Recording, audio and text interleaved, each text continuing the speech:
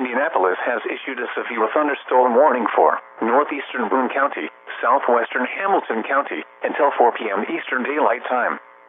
At 3:26 p.m. Eastern Daylight Time, a severe thunderstorm was located near Lebanon, or 17 miles southeast of Frankfort, moving east at 20 miles per hour. Expected hazards include 60 miles per hour wind gusts and quarter-size hail. This is a radar-indicated threat. The following impacts are expected. Hail damage to vehicles is expected. Expect wind damage to roofs, siding, and trees.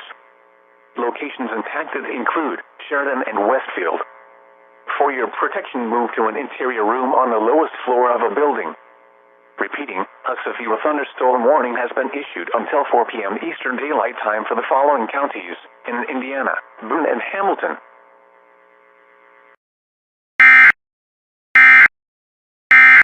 This message from the Emergency Alert System is now concluded. From WeatherScan 24/7, online radio,